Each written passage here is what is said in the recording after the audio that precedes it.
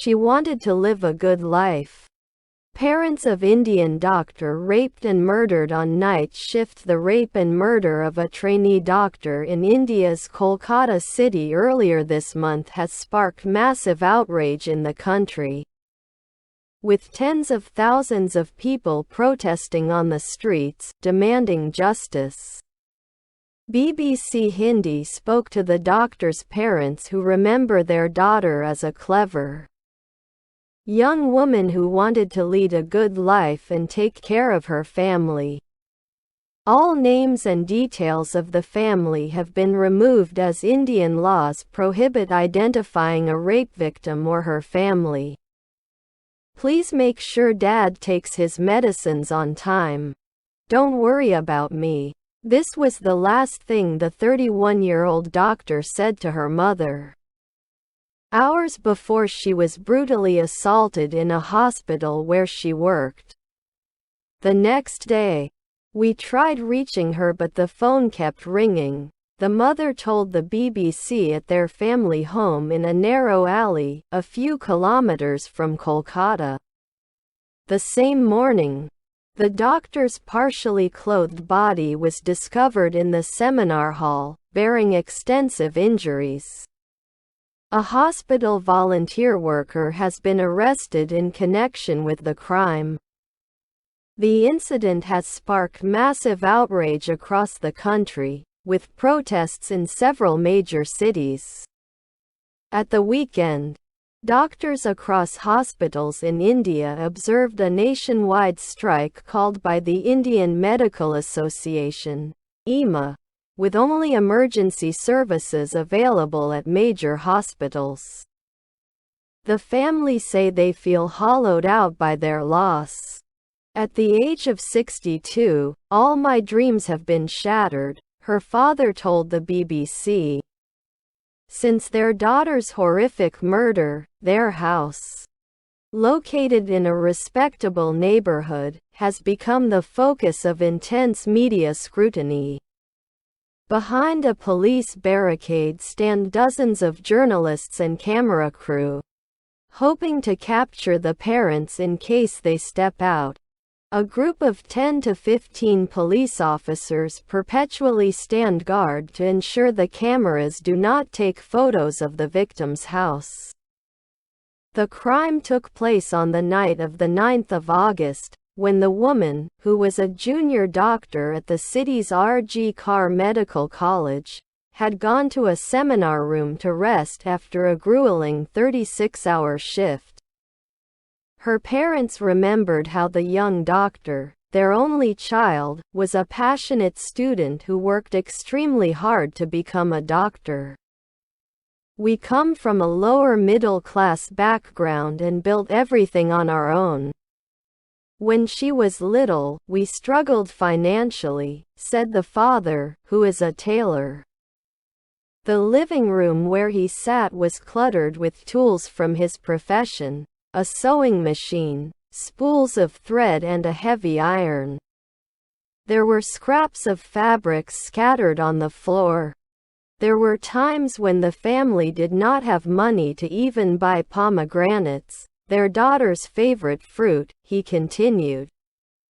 But she could never bring herself to ask for anything for herself. People would say, "You can't make your daughter a doctor." But my daughter proved everyone wrong and got admission in a government-run medical college, he added, breaking down. A relative tried to console him. The mother recalled how her daughter would write in her diary every night before going to bed. She wrote that she wanted to win a gold medal for her medical degree. "She wanted to lead a good life and take care of us too," she said softly. And she did. The father, who is a high blood pressure patient, said their daughter always made sure he took his medicines on time. "Once I ran out of medicine and thought I'd just buy it the next day. But she found out. And even though it was around 10 or 11 p.m. at night, she said no one will eat until the medicine is here," he said. That's how she was. She never let me worry about anything." Her mother listened intently, her hands repeatedly touching a gold bangle on her wrist, a bangle she had bought with her daughter. The parents said their daughter's marriage had almost been finalized. But she would tell us not to worry and say she would continue to take care of all our expenses even after marriage, the father said. As he spoke those words, the mother began to weep, her soft sobs echoing in the background. Occasionally, her eyes would wander to the staircase, leading up to their daughter's room. The door has remained shut since the 10th of August and the parents have not set foot there since the news of her death.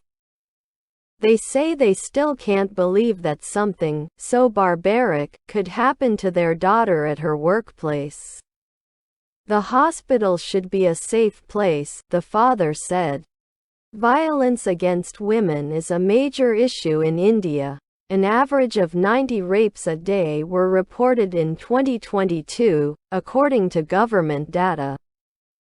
The parents said their daughter's death had brought back memories of a 2012 case when a 22-year-old physiotherapy intern was gang-raped on a moving bus in capital Delhi. Her injuries were fatal.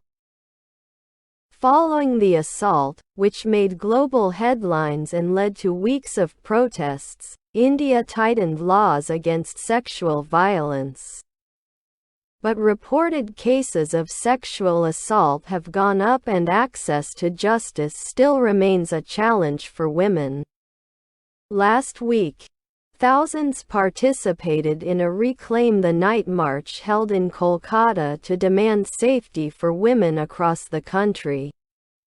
The doctor's case has also put a spotlight on challenges faced by healthcare workers, who have demanded a thorough and impartial investigation into the murder and a federal law to protect them, especially women, at work. Federal Health Minister J.P. Nadda has assured doctors that he will bring in strict measures to ensure better safety in their professional environments. But for the parents of the doctor, it's too little too late. We want the harshest punishment for the culprit, the father said.